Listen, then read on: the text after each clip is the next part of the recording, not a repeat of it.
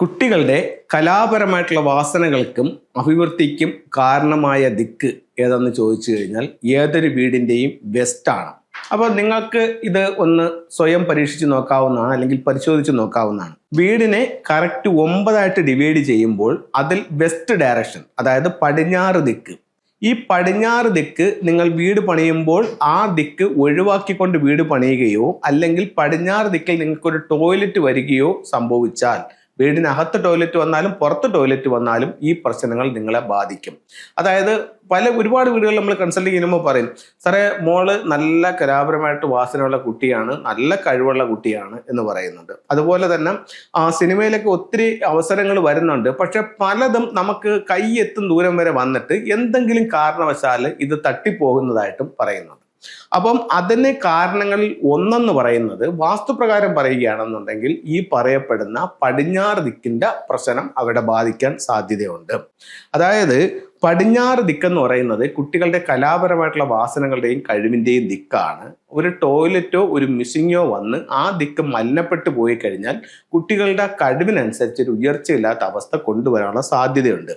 ഇത് പറഞ്ഞപ്പോഴാണ് മറ്റൊരു കാര്യം പറയാൻ തോന്നുന്നത്.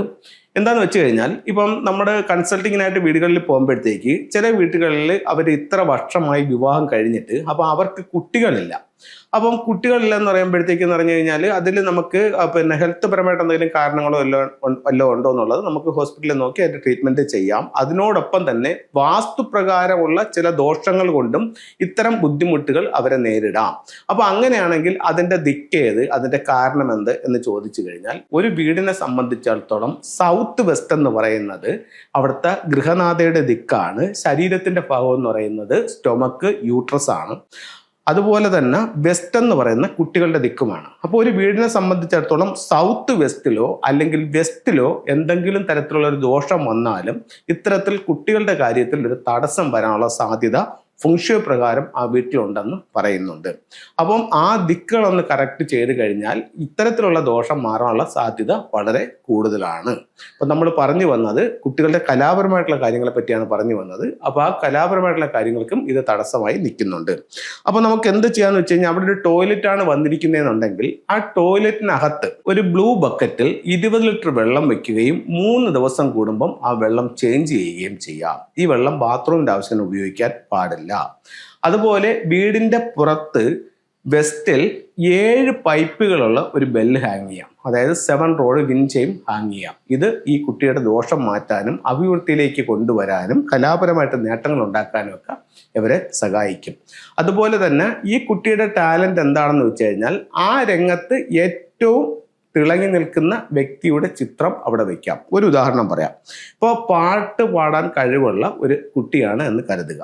അപ്പോൾ അങ്ങനെയാണെന്നുണ്ടെങ്കിൽ ആ കുട്ടിയുടെ കഴിവിനനുസരിച്ച് ഒരു പ്രോഗ്രസ് കിട്ടുന്നില്ല എങ്കിൽ ഈ പരിഹാരം അവിടെ ചെയ്യുന്നതിനോടൊപ്പം തന്നെ അവരുടെ ഹാളിൻ്റെ വെസ്റ്റിൽ യേശുദാസിൻ്റെ ഒരു ഫോട്ടോ വയ്ക്കുന്നതും ഈ കുട്ടിയെ കൂടുതൽ ഉയരങ്ങളിലേക്ക് കൊണ്ടെത്തിക്കാനായിട്ട് ഈ ഒരു ചിത്രം സഹായിക്കുന്നതാണ്. അപ്പോൾ എന്താണോ നമ്മളുടെ ടാലൻറ്റ് അതിലേറ്റവും ടോപ്പായിട്ടുള്ള ആൾക്കാരുടെ ചിത്രം വയ്ക്കാം. ക്രിക്കറ്റിലാണെങ്കിൽ നമുക്ക് സച്ചിൻ്റെ ഫോട്ടോ വയ്ക്കാം. അങ്ങനെ ഏതാണോ അവർ നിൽക്കുന്ന മേഖല അതിൽ ഏറ്റവും ടോപ്പായിട്ടുള്ള ആൾക്കാരെ, അവർക്ക് ഏറ്റവും ഇഷ്ടപ്പെട്ട ആൾക്കാരെ ആ ദിക്കിൽ വയ്ക്കുന്നത് ഇവരുടെ ടാലൻറ്റ് കൂടുതൽ മെച്ചപ്പെടുത്താനും നല്ല റിസൾട്ട് അവരിലേക്ക് കൊണ്ടുവരാനും ഫംഗ്ഷനിലൂടെ സാധിക്കുന്നതാണ്. ഇനി ഫംഗ്ഷയുടെ ചില ടൂളുകൾ നോക്കാം. ഇപ്പോൾ നമ്മൾ പറഞ്ഞു വീടിൻ്റെ ദിക്കിൽ ഓരോ ദോഷങ്ങൾ വരുമ്പോൾ ആ ദിക്കിനെ എനർജൈസ് ചെയ്യാനായിട്ട് ഫംഗ്ഷനിൽ ചില ടൂളുകൾ പറയുന്നുണ്ട്. ഉദാഹരണത്തിന് പടിഞ്ഞാറ് ദിക്കിൻ്റെ സംരക്ഷണം ഏറ്റെടുക്കാനായിട്ട് നമുക്കൊരു വൈറ്റ് ടൈഗറിനെ ഹാളിൻ്റെ പടിഞ്ഞാറിൽ വെക്കാം. കിഴക്കിലാണെങ്കിലോ നമുക്ക് ഒരു ഡ്രാഗന്റെ ചിത്രം വയ്ക്കാം. സൗത്തിലാണെങ്കിൽ ഒരു ഫീനിക്സ് ബേർഡ് വയ്ക്കാം. നോർത്തിലാണെങ്കിൽ ഒരു ടോർട്ടോയ്സ് വയ്ക്കാം. അങ്ങനെ 4 ദിക്കുകൾ 4 സ്വർഗീയ മൃഗങ്ങളാൽ സംരക്ഷിക്കപ്പെടുന്നു എന്നുള്ളതാണ് ഫംഗ്ഷയുടെ ഒരു തിയറി. അത് കഴിഞ്ഞിട്ട് പല വീടുകളിലും അവർ പറയുന്നുണ്ട്, സാറേ വീട് വെച്ച അന്ന് മുതൽ ഭയങ്കര ദൃഷ്ടിയാണെന്ന് പറയുന്നുണ്ട്. ദൃഷ്ടിദോഷം മാറാനും മറ്റുള്ളവരുടെ ദൃഷ്ടി പതിക്കാതിരിക്കാനും മെയിൻ ഡോറിലേക്ക് മെയിൻ ഡോറിൻ്റെ ഭാഗത്ത് അല്ലെങ്കിൽ പ്രധാന ഡോറ് വീട്ടിൽ നിന്ന് വെളിയിൽ നിന്നും വീട്ടിലേക്ക് നോക്കുമ്പോൾ കാണും വിധം ഈ ബ്ലൂ ആയി തൂക്കിയിടുന്നത് ദൃഷ്ടിദോഷങ്ങൾക്ക് നല്ലൊരു പരിഹാരമായി ചൈനീസ് വാസ്തുകലയായ ഫംഗ്ഷനിൽ പറയുന്നുണ്ട്. അപ്പോൾ എല്ലാവർക്കും എല്ലാ ഐശ്വര്യങ്ങളും ഉണ്ടാവട്ടെ എന്ന് പ്രാർത്ഥിച്ചുകൊണ്ട് നിർത്തുന്നു. നന്ദി, നമസ്തേ.